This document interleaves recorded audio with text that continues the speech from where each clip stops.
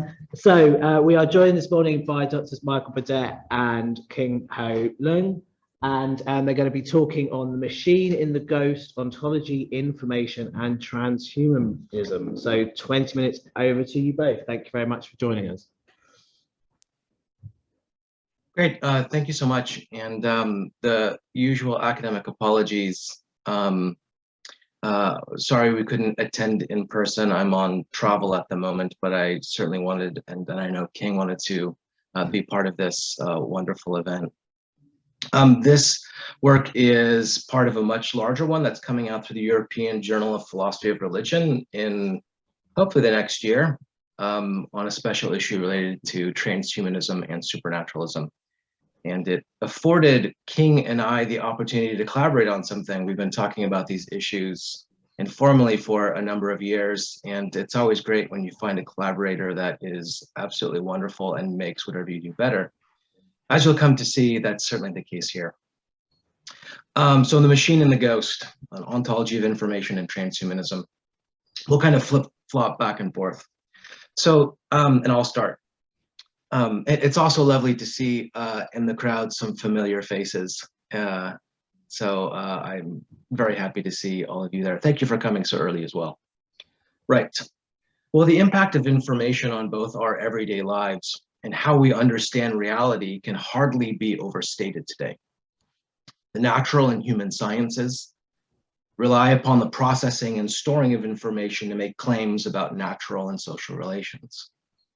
Because information and our attention to it have become so pervasive, it isn't at all surprising that contemporary claims about fundamental reality, that is metaphysics, are articulated in terms of information as well.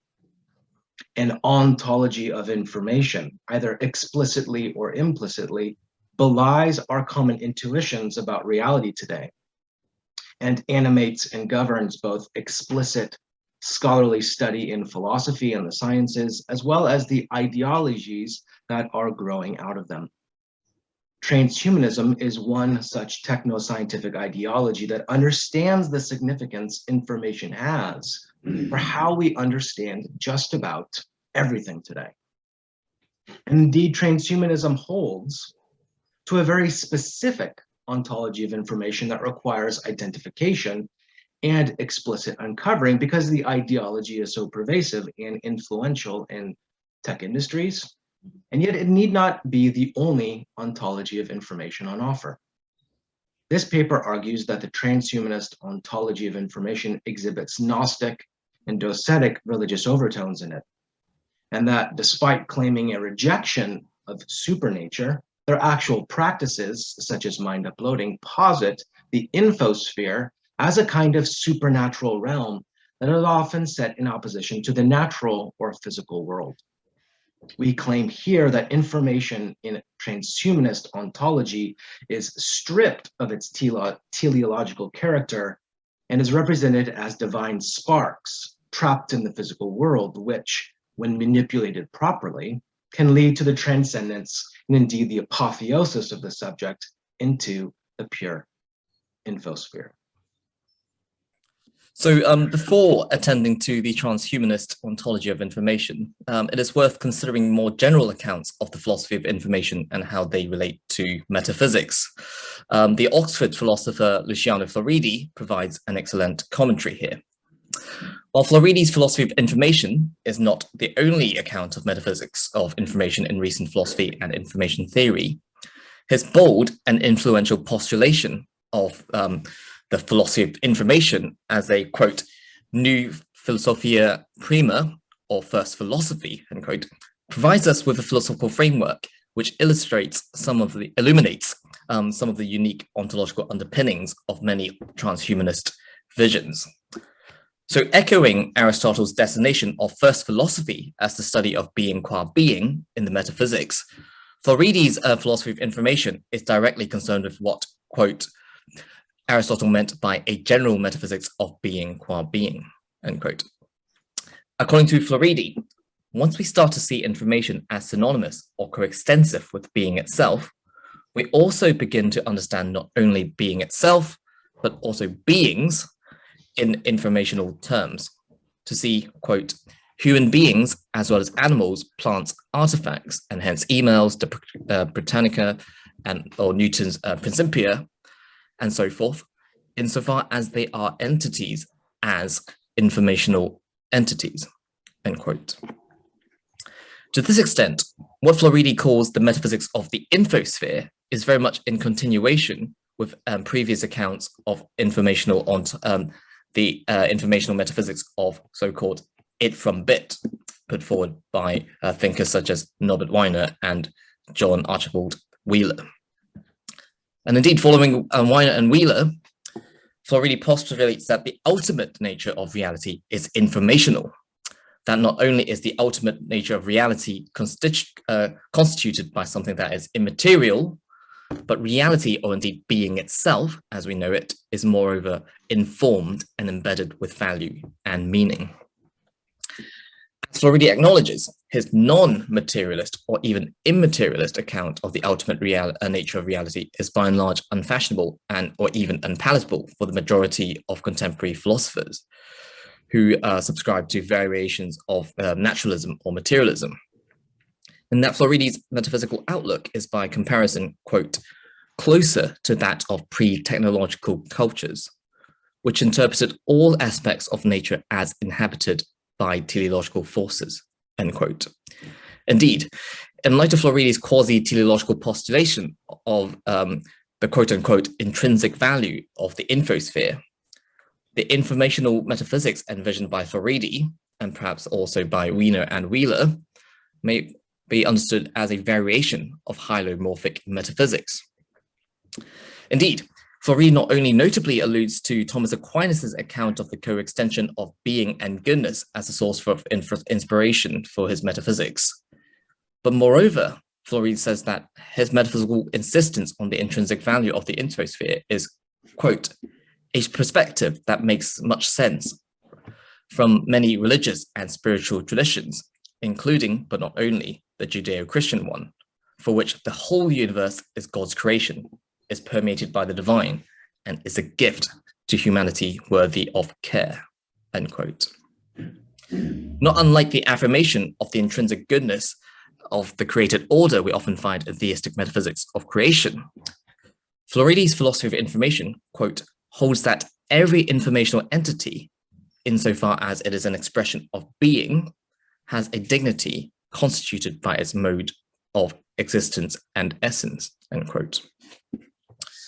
Now, in Aquinas' Latin rendition of Aristotle's hylomorphism, the term informatio is used to describe the informing of matter, the way in which matter, in Latin, materia, acquires form, forma. One of the most famous examples of Aquinas' hylomorphism is, of course, his account of the human, according to which the soul is the form of the body, the immaterial principle which informs, or we might say gives meaning or value to the matter which comprises the human body. It is what makes the material entity human, as opposed to non-human, and what defines and gives identity to the particular human individual. It is, so to speak, what makes me, me. Not unlike Aquinas' account of the soul as the immaterial form that defines the human identity, Floridi argues that there is, quote, an essentially informational nature of human being, end quote. Just as the human being is defined by her soul as her form for Aquinas, Floridi sees information as that which constitutes human identity. To quote Floridi, who am I? I am my and not anyone else, not anyone else's self. I am me. But who or what is this constantly evolving object that constitutes me, the selfhood of mine? A bundle of information. We are our information, end quote. Indeed, for Floridi, immaterial information constitutes the human in a no less fundamental way than the material body. An agent is his information. Sorry, this is quoting Floridi. An agent is her or his information. My, in my information, is not the same my as in my car. but rather the same my, as in my body, end quote. But while Floridi's informational metaphysics and proposition that a person is after all a packet of information could lend theoretical support to various transhumanist visions of mind or consciousness uploading, it is worth stressing that Floridi himself remains critical and skeptical, remains a critic and skeptic who believes that transhumanism is full of quote unquote fanciful and fictional claims, and maintains that his philosophy of information, quote, should not be confused with the sci-fi vision of a cyborged humanity or a revised version of the extended mind thesis, end quote.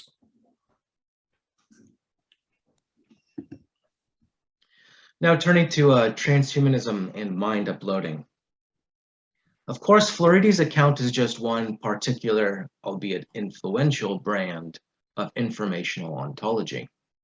His reticence to fully agree with transhumanist accounts of information, presupposed in mind uploading, invites further speculation on these differences and how transhumanism relies upon a rather significant, if reductive, ontology of information. The transhumanist avowal of an ontology of information belies one of their major proposals, mind uploading. However, even though not all transhumanists subscribe to this, it is a commonly held belief there is enough commitment to technological retrofitting and merging more generally to claim that all transhumanists affirm some kind of ontology of information. For many transhumanists, the first waypoint on the way to a fully post-human state is the cyborg, the merging of human beings with technology. What is important to take notice of with the transhumanist use of technologies, especially in contradistinction to the way they might get used or understood by others, is the way that those very technologies are incorporated into the very identity, or we might say nature, of the creature. I think, we think that Andy Clark and David Chalmers' reflections are important to consider here. Clark and Chalmers propose that human cognition is not entirely focused within the brain or the human body. They propose a position called active externalism, or more popularly rendered, the extended mind thesis. It's worth noting here that information plays a central role in Clark and Chalmers' account of cognition in their extended mind thesis. As Clark and Chalmers illustrate this with an example of an Alzheimer's patient called Otto. I'll quote from them. Otto carries a notebook around with him everywhere he goes. When he learns new information, he writes it down. When he needs some old information, he looks it up. For Otto, his notebook plays the role usually played by a biological memory. The information in the notebook functions just like the information constituting an ordinary, non-occurrent belief. It just happens that this information lies beyond the skin. The information in Otto's notebook is a central part of his identity as a cognitive agent. End quote. Essentially, Clark and Chalmers claim that external actions which might aid the cognitive process should be understood as essential to the cognitive process. This is what they say. If, as we confront some task, a part of the world functions as a process which, were it done in the head, we would have no hesitation in recognizing it as part of the cognitive process, then that part of the world is, so we claim, part of the cognitive process. In other words, cognitive processes ain't all in the head. In a way, this is an ontological claim that is born from an epistemic and pragmatic observation. Because it seems our cognitive processes are not solely between our ears and solely within our body, how we parse out the agents doing the cognition becomes blurred. It is a proto-transhumanist commitment because it raises the ontological status of the extension, the technology being used, to be a significant component doing the epistemic and cognitive work. It isn't merely an aid to the cognitive process occurring primarily within the agent. Rather, the whole system, human being plus technology, is doing the processing. Now, this upgrade to the environment and technology we find with Clark and Chalmers underlies many transhumanist conceptions of mind uploading. This hypothetical transhumanist proposal is to reverse engineer the human brain, or some instance of the entire nervous system, by mapping the neural networks of each individual human brain into a silicon-based computer system. As such, it creates a model, or so uploading advocates say, a virtual copy of the most important elements of a person. Indeed, the person. The significant philosophical move is that transhumanists claim that the virtual copy is now the human person. There is enough of a seamless continuity between the fleshly, organic person and the silicon-based model to transfer the personal identity across. Well, what makes this possible? First, it signals a belief that there is little difference the material makes to the identity of the person. The material cause seems to be incidental. Sure, it might contribute the necessary inputs and sensory experiences needed for the person to develop and grow, but the real center of human identity seems to be outside of that material instantiation. In a way, it's a kind of docetic belief. Materiality is just the clothing or husk that we put on. In this way, mind uploading depends on the prior ontological elevation of technology found in retrofitting. If material continuity doesn't matter, what is the means by which personal continuity occurs? Informational continuity derived from collapsing the mind into the brain. Quite literally, copying the neural network and the supposed information encapsulated in it from one medium to another is enough to make sure that the person carries on. Of course, transhumanists have many more beliefs about what you do with that copy once it has been created. But what is important to note is that what is really real for the transhumanists, what underlies everything, what makes up the quiddity of things is the information a thing bears. Therefore, attending to how transhumanists treat information, indeed how they see it as an ontology, and what characterizes the information space for transhumanists, tells us something about what makes their beliefs unique. It tells us something about how they might define something like the supernatural. Well, it's worth noting that transhumanists, particularly the secular variety, would likely reject any such claim that they appeal to or rely upon anything like the supernatural. However, one can say that information, or indeed the infosphere, operates much like a supernatural realm in transhumanist proposals. Perhaps enough to say that their conception of the supernatural is the informational space as a realm which enables and exhibits transcendence and apotheosis. For the infosphere appears to be supernatural not only as an otherworldly immaterial realm which transcends the physical natural world, it enjoys a kind of independence from it. That's what belies mind uploading. But moreover, as a kind of crypto-eschatological final resting place where transhumanists seek to upload their consciousness to find true bliss, free from the biological or indeed the natural processes of decay that they find in the world. How does this all relate to information and indeed an information ontology? Information is the key, the very avenue to a transcendent supernatural state. As David Pearce says above, if we want to live in a paradise, we'll have to engineer it ourselves. If we want eternal life, then we'll need to rewrite our bug-ridden genetic code and become godlike. The infosphere operates like the supernatural in that it animates and pervades the natural, but transhumanists often treat information like divine sparks to be released from nature or the physical world, and that by manipulating such information, one can ascend to the infosphere alone through mind uploading and experience pure apotheosis. So let us conclude. Transhumanists desire abandoning the physical, perhaps even the natural altogether, because it is a space typified by limitation. The extraction and manipulation of information to reach the supernatural state in the infosphere belies a disposition to information in the natural world that simultaneously makes too much of information, i.e. by elevating it to a kind of supernature and thereby cleaving it from its naturalistic embeddings, and functionalizes and instrumentalizes it such that it often disregards and disrespects the inherent purposiveness or even teleology of information.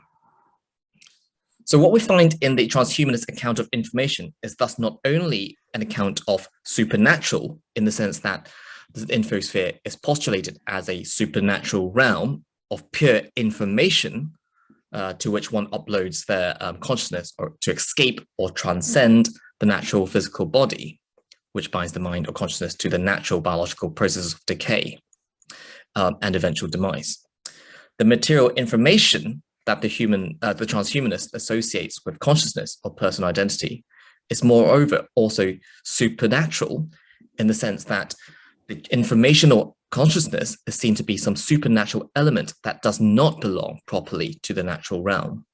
In other words, the supernatural immaterial information that is one's consciousness or identity is seen as something akin to a Gnostic divine spark entrapped within the natural material body that awaits liberation or indeed salvation through the process of mind uploading to a pure infosphere where one's true being as information would fit its proper belonging.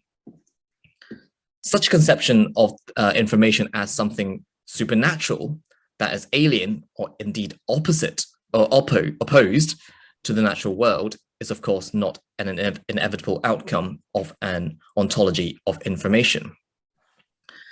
As we noted in our discussion of Floridi's philosophy of information earlier, informational metaphysics can find much resonance with, quote, many religious and spiritual traditions, including, but not only, the Judeo-Christian one, for which the whole universe is God's creation, is permeated by the divine, and is a gift to humanity worthy of care, end quote.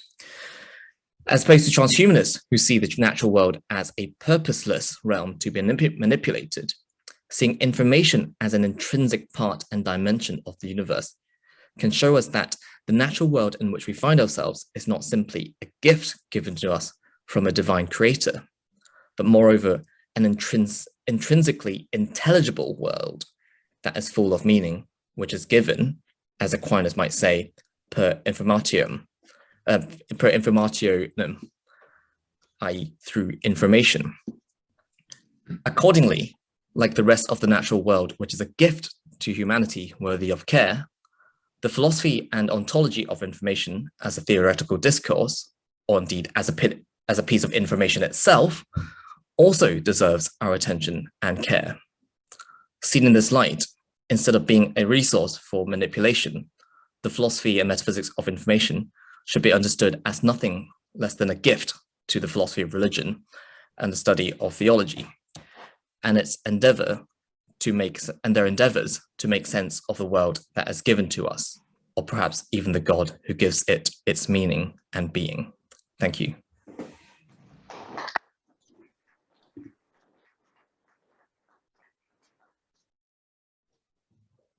Thank you both very much. We'll open up to questions now. Short questions. I'm happy to repeat if you have a. Ooh.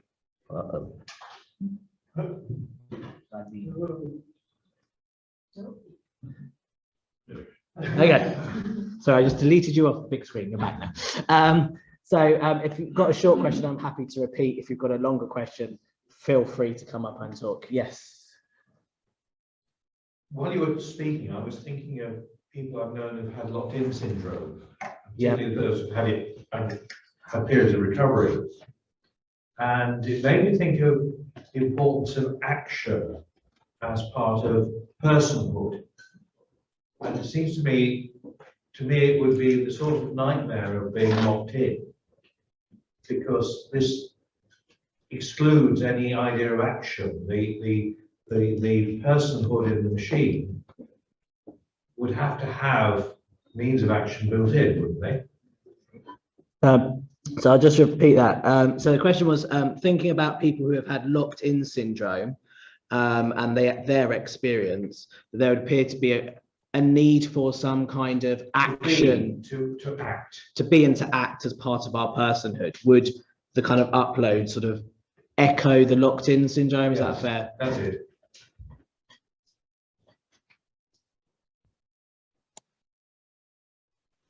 You can chime in here if you want as well. So I think the transhumanists would want to say, well, there's plenty of activity happening, in the infosphere. I guess it depends on what you mean by activity and action. If you mean something like physical movement, or material movement, bodily movement. So I presume something like being locked in means you can't, well, you're jailed in many ways. It's fascinating the way that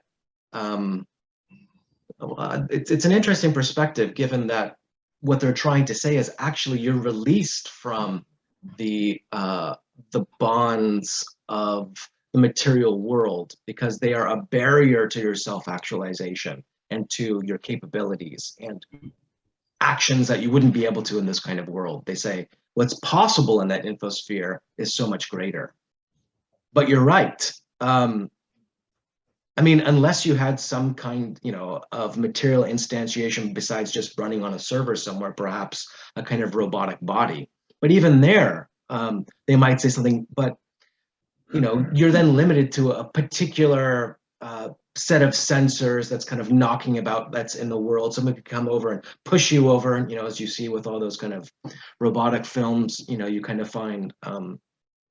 So, I mean, I think I would definitely want to say that, yes, it's certainly more limited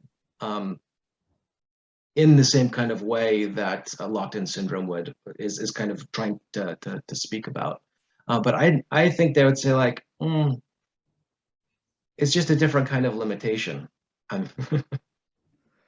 If I may perhaps strengthen the transhumanist case in a kind of, maybe it's an implicit critique, but I'll just present it this way. So perhaps one way to think about what the transhumanists are envisioning is something like capturing something that nerds have regarding computer games. So they can't play football as well as the professional football team.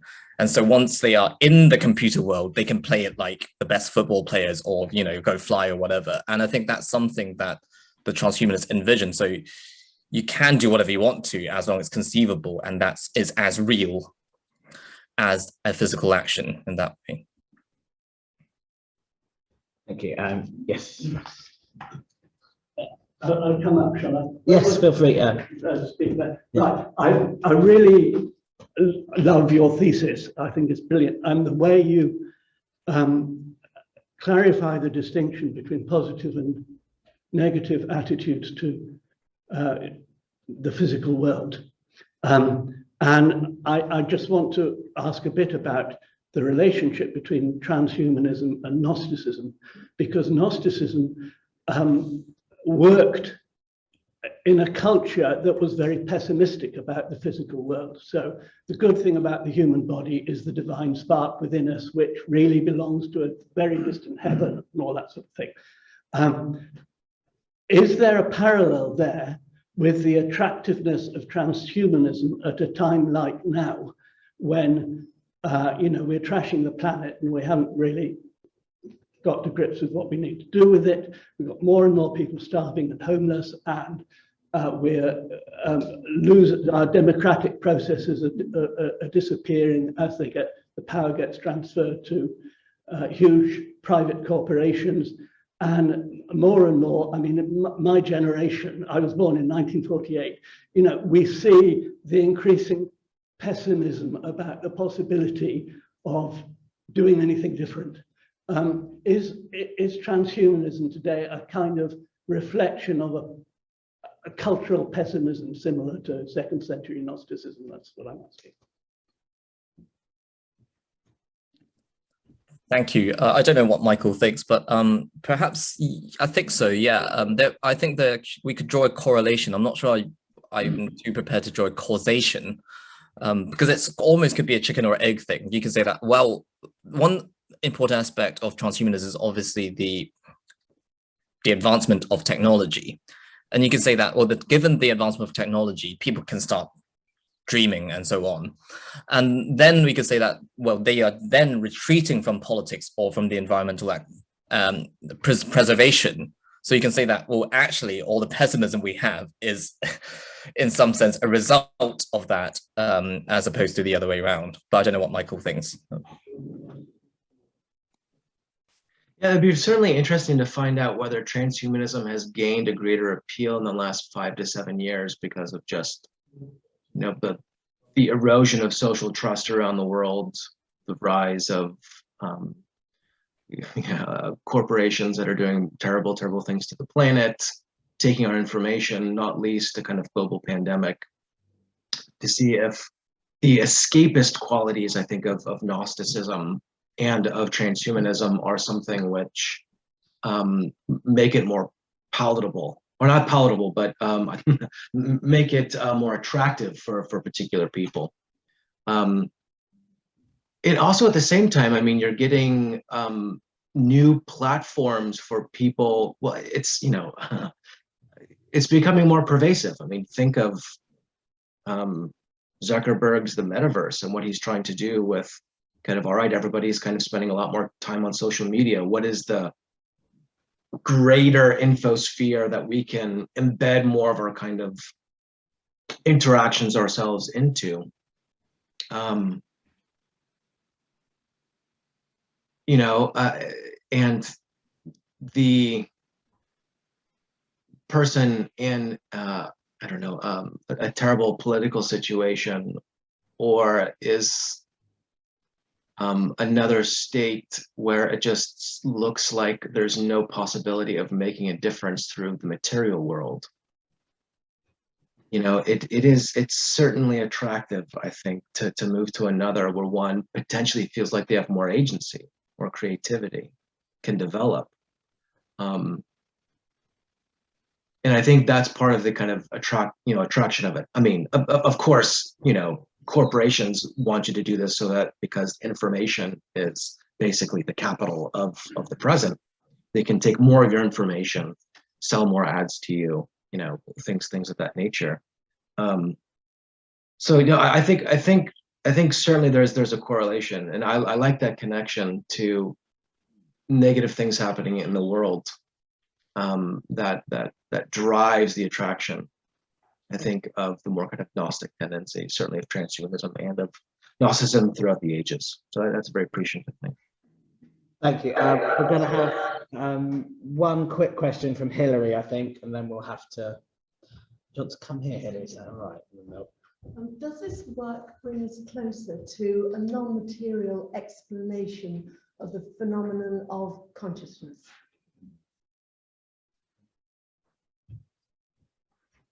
Sorry, I didn't hear that.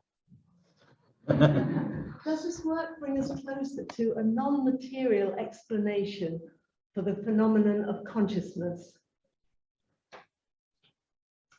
Does the work bring us closer to a non-material explanation of the phenomenon of consciousness?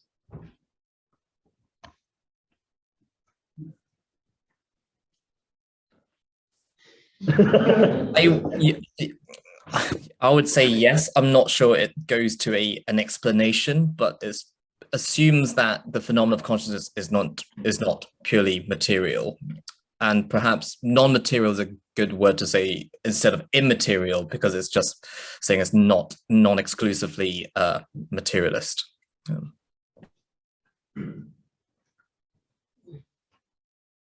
I guess it'd be interesting to find out whether information gets you closer to understanding something like consciousness, or whether they're closer to the same kind of thing.